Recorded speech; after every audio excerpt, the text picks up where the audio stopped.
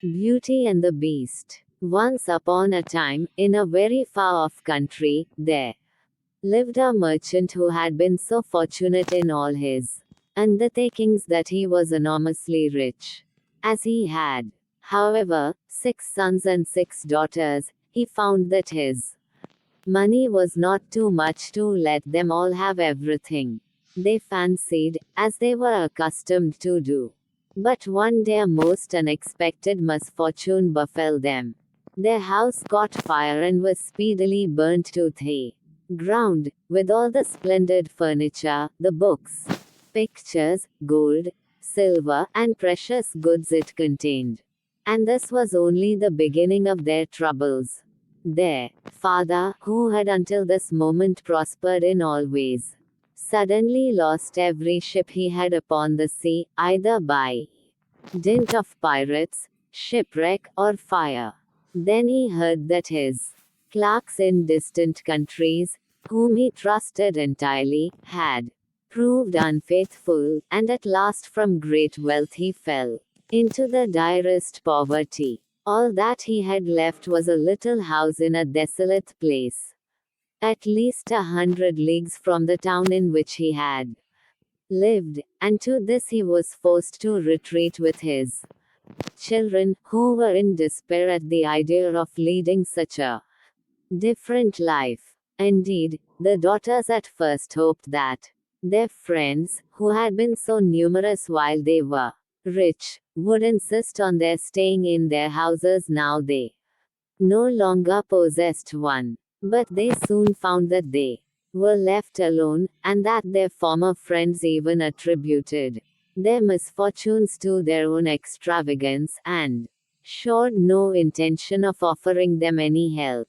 So nothing was left for them but to take their departure to the cottage, which stood in the midst of a dark forest, and seemed to be the most dismal place upon the face of the earth. As they were too poor to have any servants, the girls had to work hard, like peasants, and the sons, for their part, cultivated the fields to earn their living.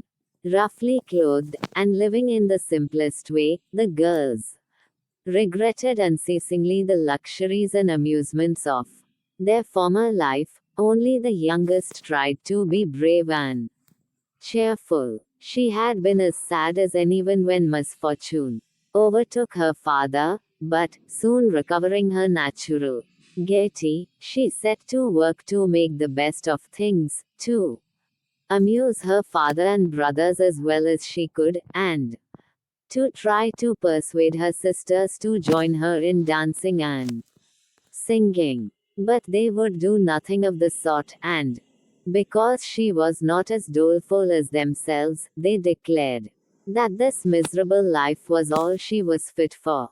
But she was really far prettier and cleverer than they were. Indeed, she was so lovely that she was always called Beauty.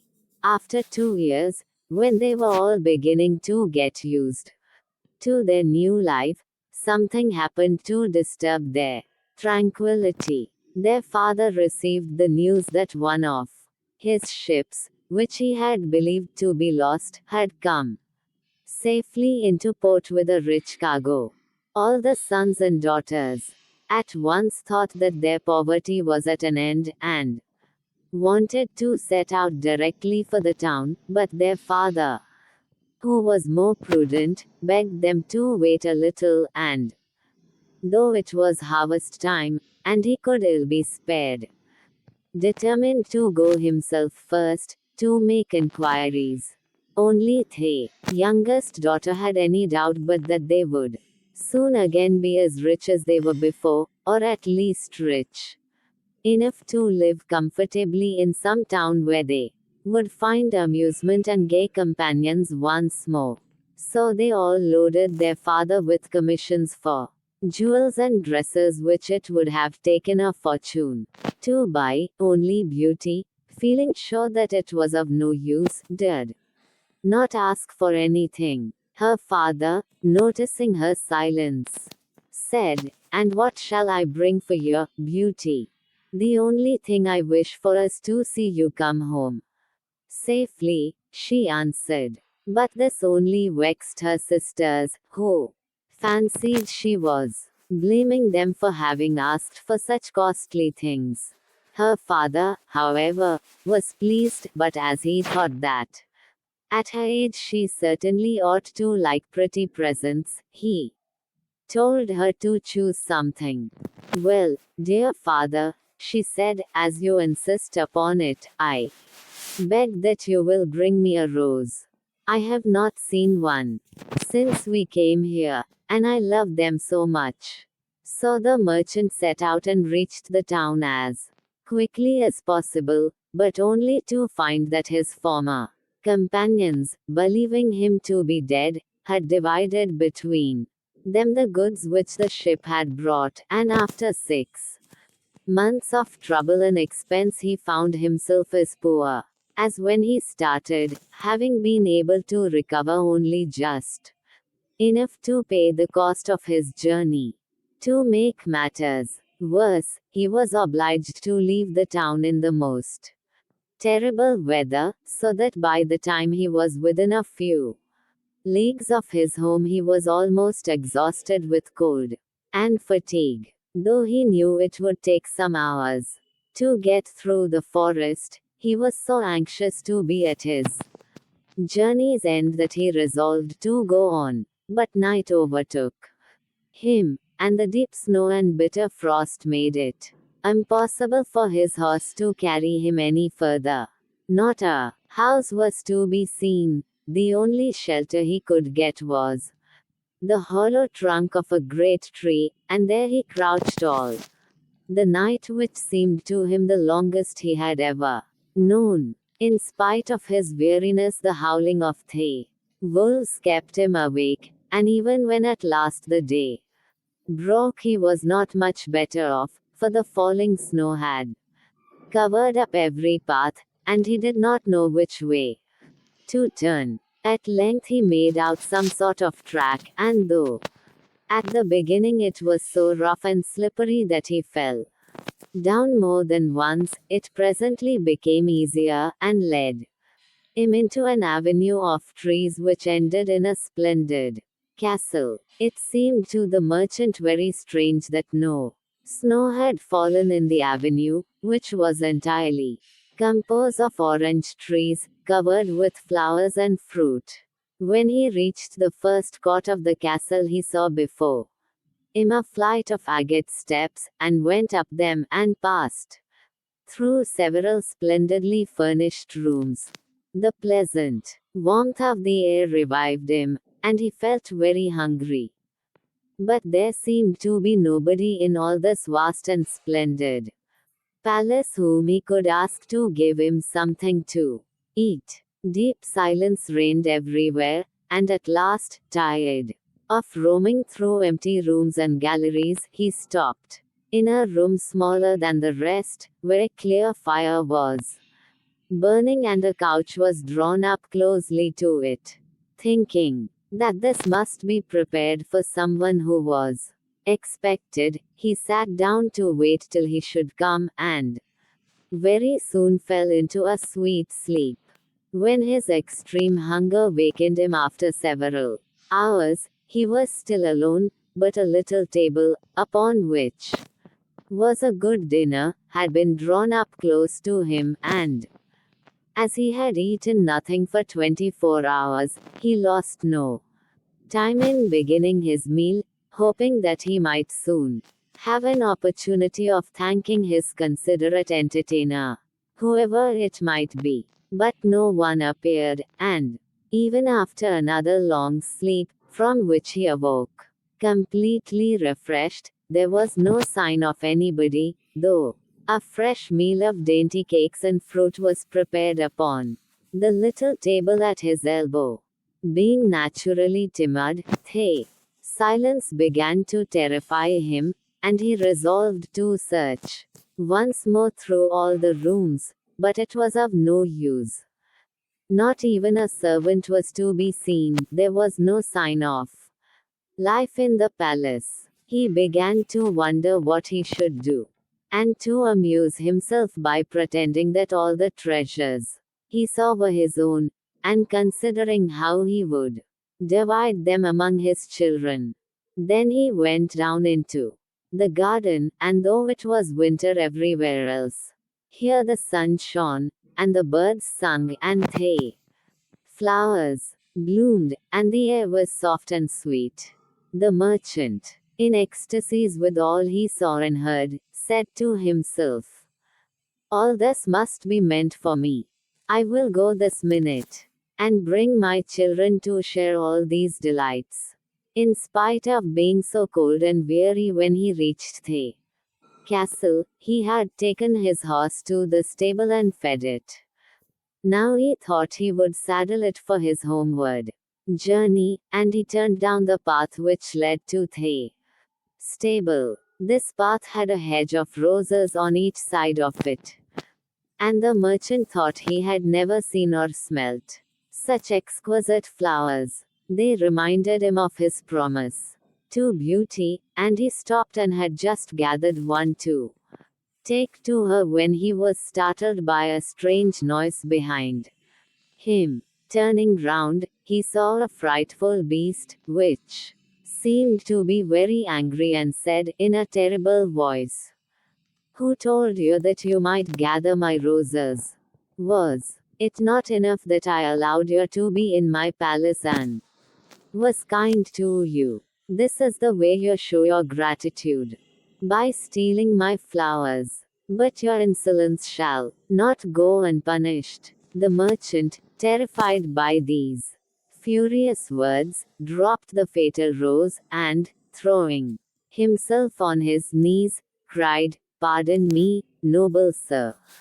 I am truly grateful to you for your hospitality, which was so magnificent that I could not imagine that you would be offended by my taking such a little thing as a rose." But the beast's anger was not lessened by this speech. "You are very ready with excuses and flattery," he cried, "but that will not save you from the death you deserve." "Alas," thought the merchant, "if my daughter could only know what danger her rose has brought me into." And in despair he began to tell the beast all his misfortunes, and the reason of his journey, not forgetting to mention Beauty's request. "A king's ransom would hardly have procured all that my other daughters asked," he said, "but I thought that I might at least take Beauty her rose. I beg you to forgive me, for you see I meant no harm." The beast considered for a moment, and then he said, in a less furious tone, "I will forgive you on one condition, that is, that you will give me one of your daughters." "Ah!" cried the merchant, "if I were cruel enough to buy my own life at the expense of one of my children's, what excuse could I invent to bring her here?" "No excuse would be necessary," answered the beast. "If she comes at all, she must come willingly. On no other condition will I have her. See if any one of them is courageous enough, and loves you well enough to come and save your life. You seem to be an honest man, so I will trust you to go home. I give you a month to see if either of your daughters will come back with you and stay here, to let you go free. If neither of them is willing, you must come alone, after bidding them goodbye forever. For then you will belong to me. And do not imagine that you can hide from me, for if you fail to keep your word, I will come and fetch you," added the beast grimly. The merchant accepted this proposal, though he did not really think any of his daughters could be persuaded to come. He promised to return at the time appointed. And then, anxious to escape from the presence of the beast, he asked permission to set off at once. But the beast answered that he could not go until next day. "Then you will find a horse ready for you," he said. "Now go and eat your supper, and await my orders." The poor merchant, more dead than alive, went back to his room, where the most delicious supper was already served on the little table which was drawn up before a blazing fire. But he was too terrified to eat, and only tasted a few of the dishes, for fear the beast should be angry if he did not obey his orders. When he had finished, he heard a great noise in the next room, which he knew meant that the beast was coming. As he could do nothing to escape his visit, the only thing that remained was to seem as little afraid as possible. So when the beast appeared and asked roughly if he had supped well, the merchant answered humbly that he had, thanks to his host's kindness. Then the beast warned him to remember their agreement and to prepare his daughter exactly for what she had to expect.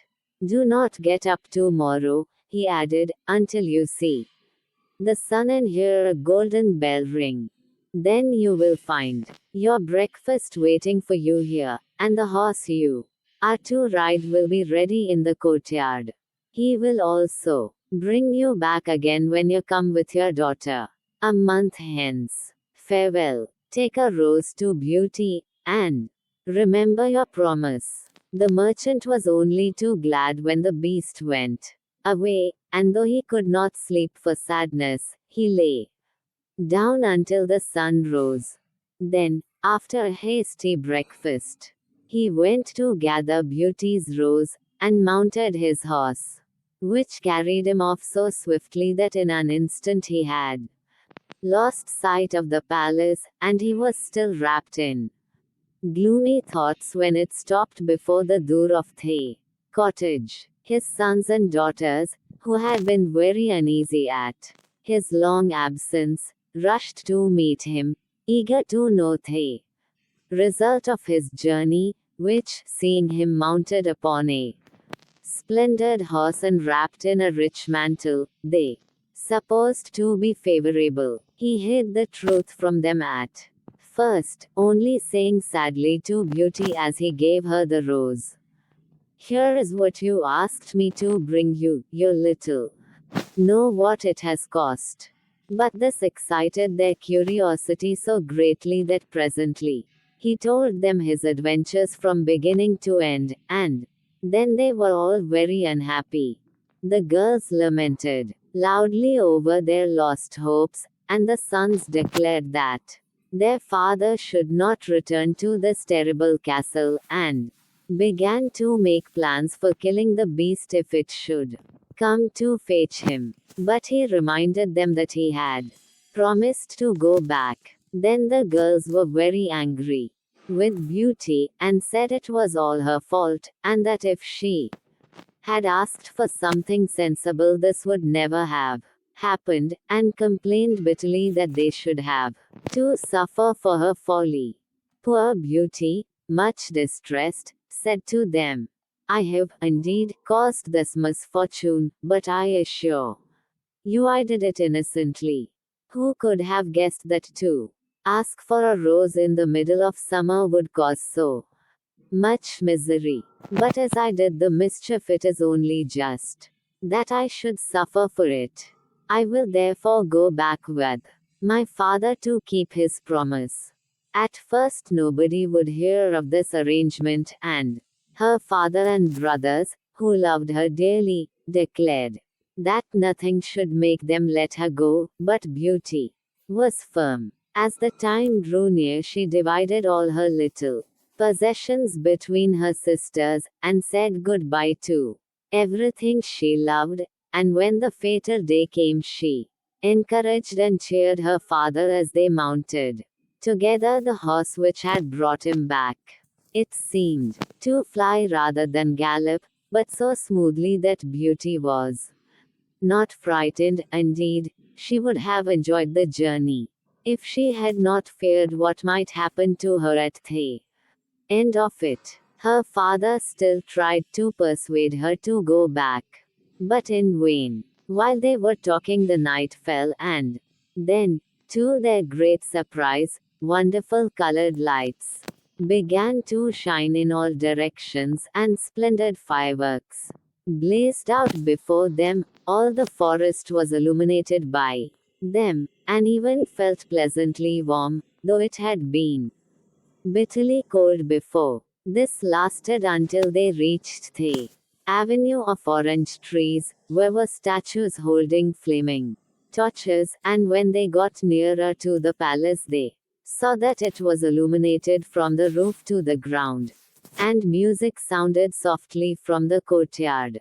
The beast must be very hungry, said Beauty, trying to laugh, if he makes all this rejoicing over the arrival of his prey. But, in spite of her anxiety, she could not help admiring all the wonderful things she saw.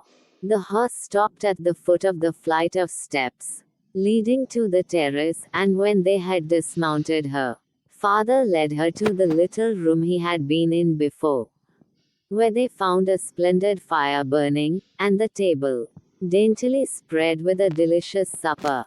The merchant knew that this was meant for them, and Beauty, who was rather less frightened now that she had passed through so many rooms and seen nothing of the beast, was quite willing to begin, for her long ride had made her very hungry. But they had hardly finished their meal when the noise of the beast's footsteps was heard approaching, and Beauty clung to her father in terror, which became all the greater when she saw how frightened he was. But when the beast really appeared, though she trembled at the sight of him, she made a great effort to hide her terror, and saluted him respectfully.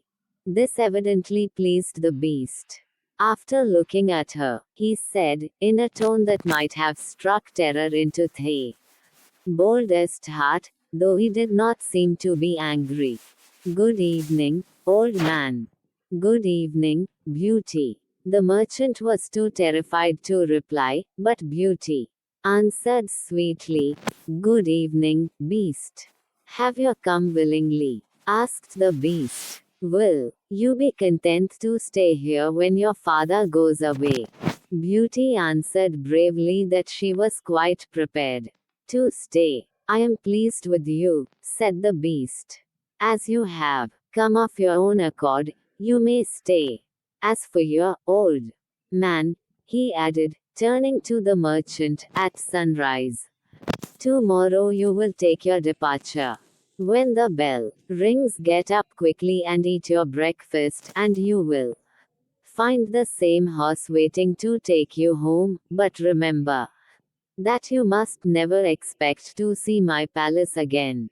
Then turning to Beauty, he said, Take your father into the next room, and help him to choose everything you think your brothers and sisters would like to have. You will find 2 traveling trunks there. Fill them as full as you can. It is only just that you should send them something very precious as a remembrance of yourself. Then he went away, after saying, Goodbye, Beauty.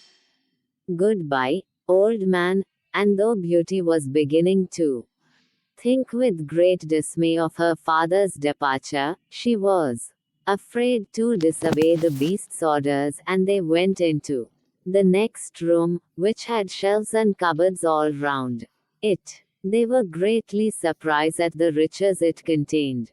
There were splendid dresses fit for a queen, with all the ornaments that were to be worn with them, and when Beauty opened the cupboards, she was quite dazzled by the gorgeous jewels that lay in heaps upon every shelf.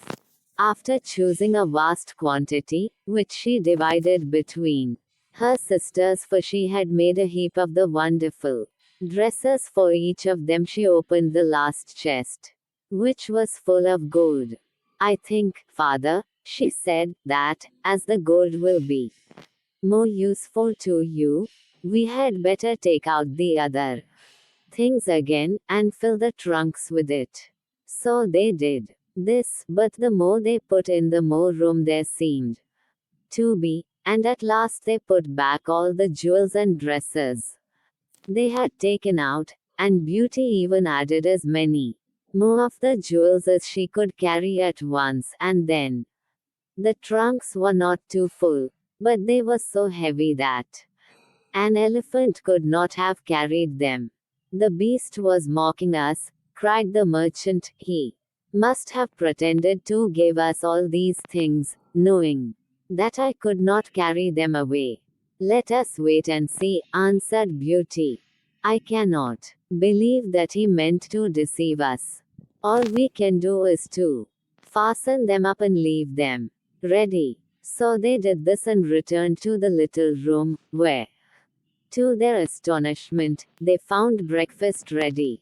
The merchant ate his with a good appetite, as the beast's generosity made him believe that he might perhaps venture to come back soon and see Beauty. But she felt sure that her father was leaving her forever, so she was very sad when the bell rang sharply for the second time, and warned them that the time had come for them to part.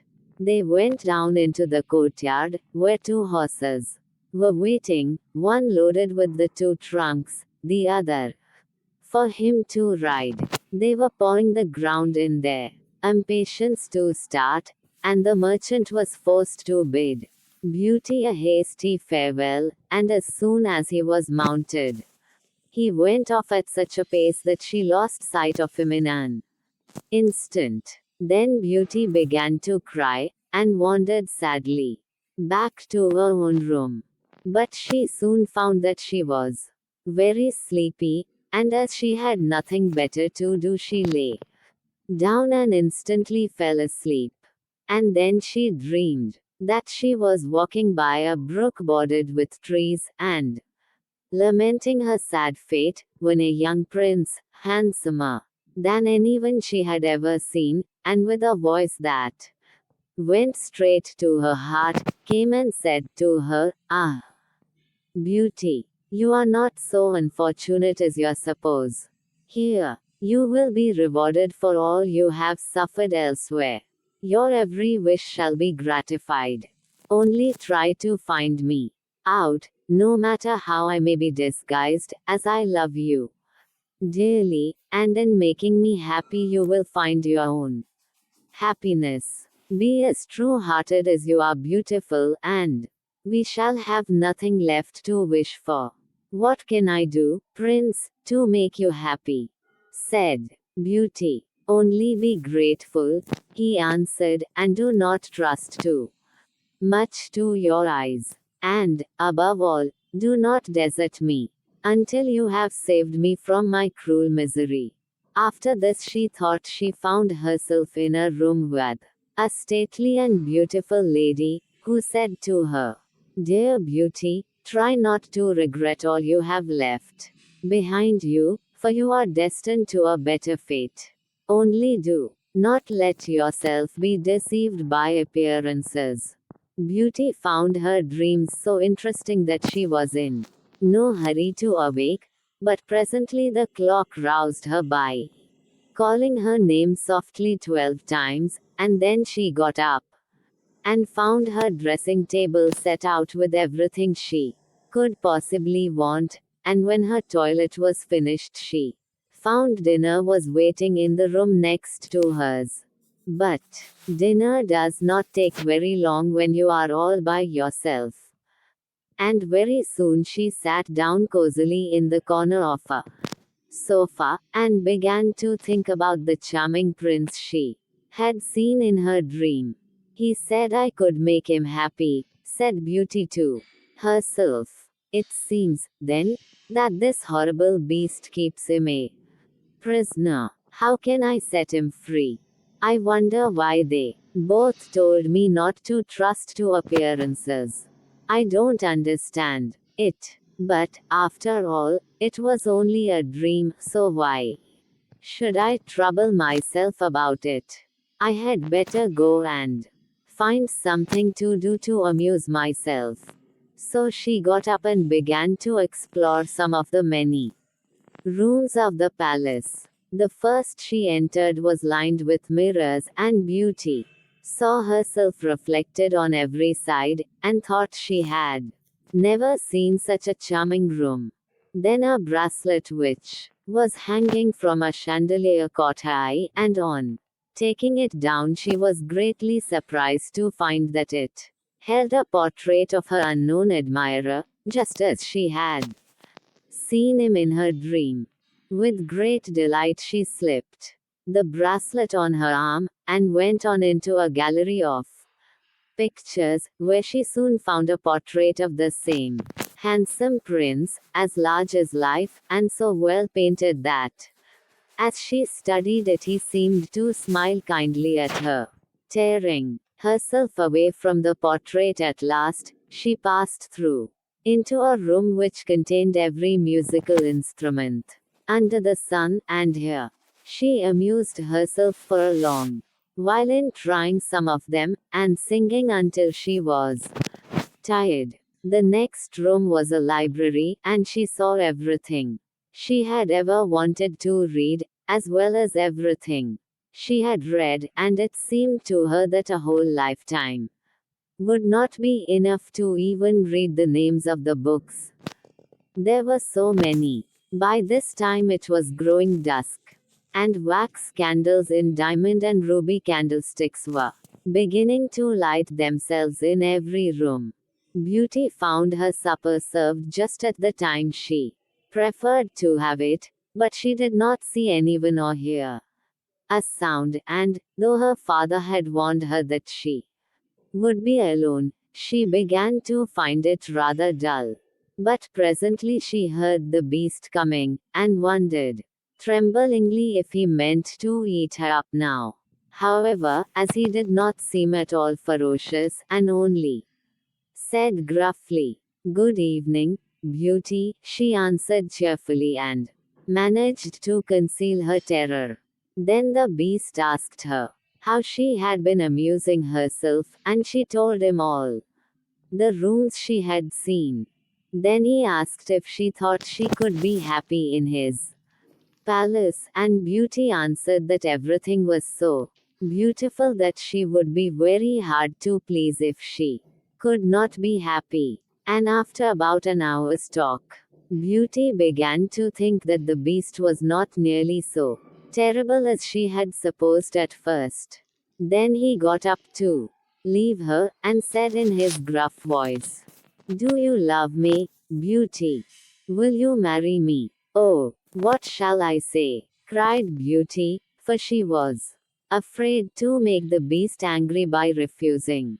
"Say yes or no without fear," he replied. "Oh, no, beast," said Beauty hastily. "Since you will not, good night, Beauty," he said. And she answered, "Good night, beast," very glad to find that her refusal had not provoked him. And after he was gone, she was very soon in bed and asleep, and dreaming of her unknown prince. She thought he came, and said to her, "Ah, Beauty, why are you so unkind to me? I fear I am fated to be unhappy for many a long day still." And then her dreams changed, but the charming prince figured in them all, and when morning came, her first thought was to look at the portrait, and see if it was really like him, and she found that it certainly was.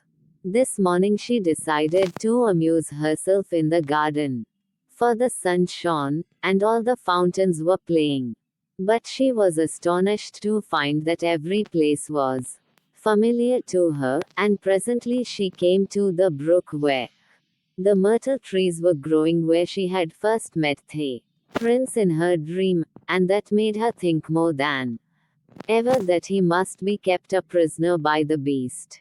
When she was tired, she went back to the palace, and found a new room full of materials for every kind of work: ribbons to make into bows, and silks to work into flowers. Then there was an aviary full of rare birds, which were so tame that they flew to Beauty as soon as they saw her, and perched upon her shoulders and her head. Pretty little creatures, she said, how I wish that your cage was nearer to my room, that I might often hear your sing. So saying, she opened a door, and found, to her delight, that it led into her own room, though she had thought it was quite the other side of the palace. There were more birds in a room farther on, parrots and cockatoos that could talk, and they greeted Beauty by name. Indeed, she found them so entertaining that she took one or two back to her room, and they talked to her while she was at supper, after which the beast paid her his usual visit, and asked her the same questions as before. And then, with a gruff, good night, he took his departure.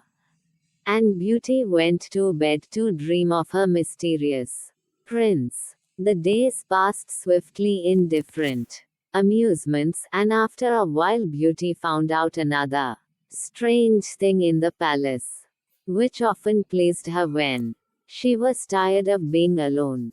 There was one room which she had not noticed particularly. It was empty, except that under each of the windows stood a very comfortable chair, and the first time she had looked out of the window, it had seemed to her that a black curtain prevented her from seeing anything outside. But the second time she went into the room, happening to be tired, she sat down in one of the chairs, when instantly the curtain was rolled aside, and a most amusing pantomime was acted before her. There were dancers, and colored lights, and music, and pretty dresses, and it was all so gay that Beauty was in ecstasies. After that, she tried the other 7 windows in turn, and there was some new and surprising entertainment to be seen from each of them, so that Beauty never could feel lonely anymore. Every evening after supper, the beast came to see her, and always before saying good night asked her in his terrible voice, Beauty, will you marry me? And it seemed to Beauty, now she understood him better, that when she said, no, beast, he went away quite sad. But her happy dreams of the handsome young prince soon made her forget the poor beast, and the only thing that at all disturbed her was to be constantly told to distrust appearances, to let her heart guide her, and not her eyes, and many other equally perplexing things, which, consider as she would, she could not understand. So everything went on for a long time, until at last, happy as she was, Beauty began to long for the sight of her father and her brothers and sisters, and one night, seeing her look very sad, the beast asked her what was the matter. Beauty had quite ceased to be afraid of him. Now she knew that he was really gentle in spite of his ferocious looks and his dreadful voice. So she answered that she was longing to see her home once more.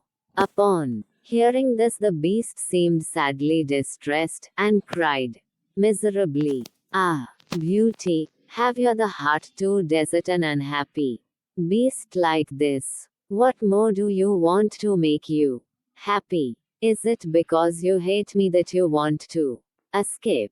No, dear beast, answered Beauty softly, I do not hate you, and I should be very sorry never to see you any more. But I long to see my father again. Only let me go for 2 months, and I promise to come back to you and stay for the rest of my life. The beast, who had been sighing dolefully while she spoke, now replied, I cannot refuse you anything you ask, even though it should cost me my life. Take the 4 boxes you will find in the room next to your own, and fill them with everything you wish to take with you. But remember your promise and come back when the 2 months are over, or you may have cause to repent it, for if you do not come in good time, you will find your faithful beast dead. You will not need any chariot to bring you back. Only say goodbye to all your brothers and sisters the night before you come away, and when you have gone to bed, turn this ring round upon your finger and say firmly, I wish to go back to my palace and see my beast again. Good night, beauty. Fear nothing, sleep peacefully, and before long you shall see your father once more. As soon as Beauty was alone, she hastened to fill the boxes with all the rare and precious things she saw about her, and only when she was tired of heaping things into them did they seem to be full. Then she went to bed, but could hardly sleep for joy. And when at last she did begin to dream of her beloved prince, she was grieved to see him stretched upon a grassy bank, sad and weary, and hardly like himself. What is the matter? She cried. He looked at her reproachfully, and said, How can you ask me, cruel one? Are you not leaving me to my death perhaps? Ah, don't be so sorrowful, cried Beauty. I am only going to assure my father that I am safe and happy. I have promised the beast faithfully that I will come back. And he would die of grief if I did not keep my word. What would that matter to you? Said the prince. Surely you would not care. Indeed, I should be ungrateful if I did not care for such a kind beast, cried Beauty indignantly. I would die to save him from pain. I assure you it is not his fault that he is so ugly. Just then a strange sound woke her. Someone was speaking not very far away, and opening her eyes she found herself in a room she had never seen before, which was certainly not nearly so splendid as those she was used to in the beast's palace. Where could she be? She got up and dressed hastily, and then saw that the boxes she had packed the night before were all in the room. While she was wondering by what magic the beast had transported them and herself to this strange place, she suddenly heard her father's voice, and rushed out and greeted him joyfully. Her brothers and sisters were all astonished at her appearance, as they had never expected to see her again, and there was no end to the questions they asked her. She had also much to hear about what had happened to them while she was away, and of her father's journey home. But when they heard that she had only come to be with them for a short time, and then must go back to the beast's palace forever, they lamented loudly. Then Beauty asked her father what he thought could be the meaning of her strange dreams, and why the prince constantly begged her not to trust to appearances.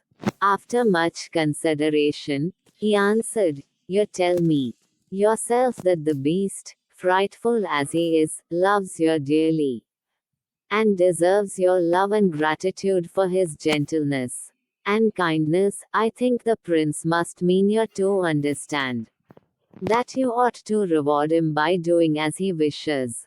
You too, in spite of his ugliness.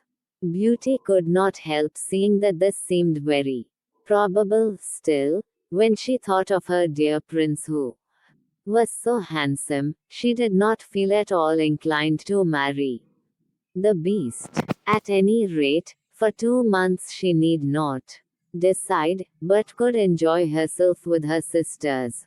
But, though they were rich now, and lived in town again, and had plenty of acquaintances, Beauty found that nothing amused her very much, and she often thought of the palace, where she was so happy, especially as at home she never once dreamed of her dear prince, and she felt quite sad without him. Then her sisters seemed to have got quite used to being without her, and even found her rather in the way, so she would not have been sorry when the 2 months were over but for her father and brothers, who begged her to stay, and seemed so grieved at the thought of her departure that she had not the courage to say goodbye to them. Every day when she got up, she meant to say it at night, and when night came, she put it off again, until at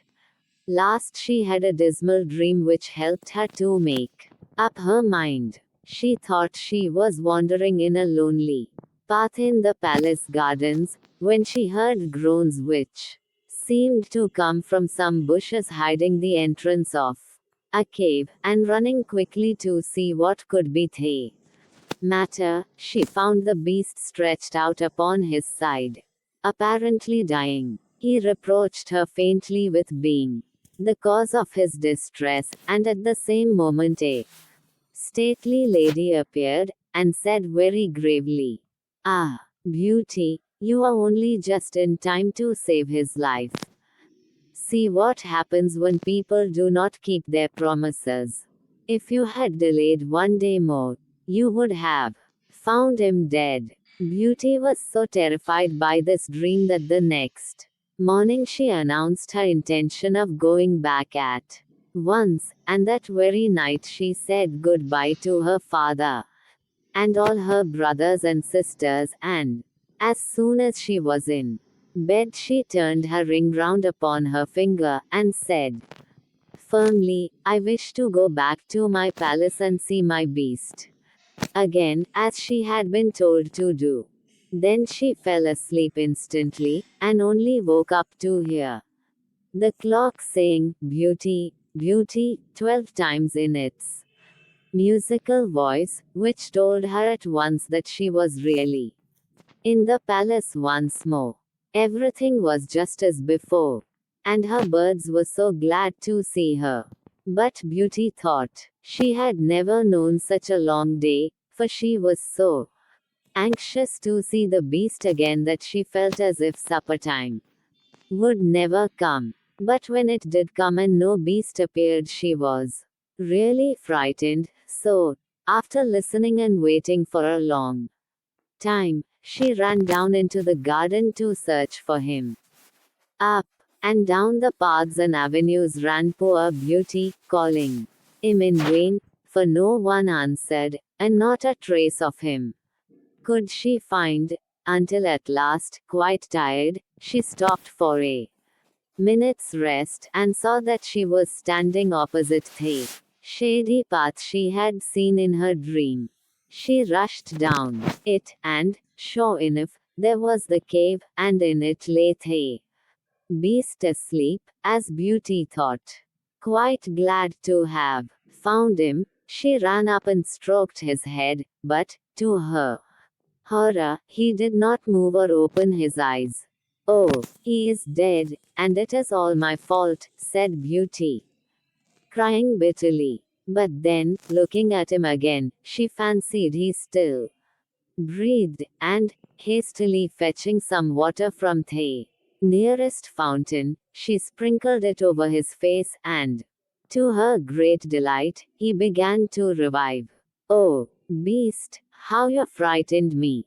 she cried. "I never knew how much I loved you until just now, when I feared I was too late to save your life.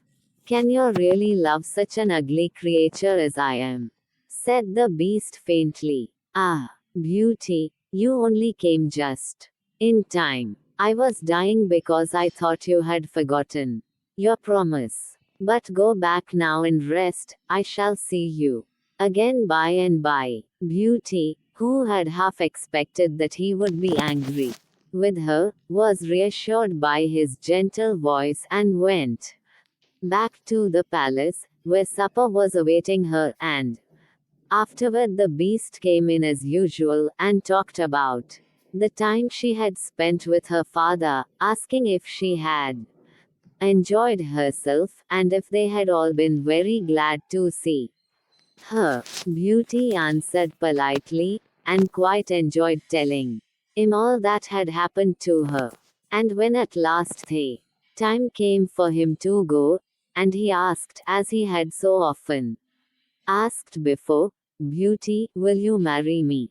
she answered softly, Yes, dear beast. As she spoke, a blaze of light sprang up before the windows of the palace, fireworks crackled and guns banged, and across the avenue of orange trees, in letters, all made of fireflies, was written, "Long live the prince and his bride." Turning to ask the beast what it could all mean, Beauty found that he had disappeared, and in his place stood her long loved prince. At the same moment, the wheels of a chariot were heard upon the terrace, and two ladies entered the room. One of them Beauty recognized as the stately lady she had seen in her dreams, the other was also so grand and queenly that Beauty hardly knew which to greet first. But the one she already knew said to her companion, "Well, Queen, this is Beauty, who has had the courage to rescue your son from the terrible enchantment. They love one another, and only your consent to their marriage is wanting to make them perfectly happy." "I consent with all my heart," cried the queen. "How can I ever thank you enough, charming girl, for having restored my dear son to his natural form?" And then she tenderly embraced Beauty and the prince, who had meanwhile been greeting the fairy and receiving her congratulations. "Now," said the fairy to Beauty, "I suppose you would like me to send for all your brothers and sisters to dance at your wedding." And so she did, and the marriage was celebrated the very next day with the utmost splendor and beauty, and the prince lived happily ever after.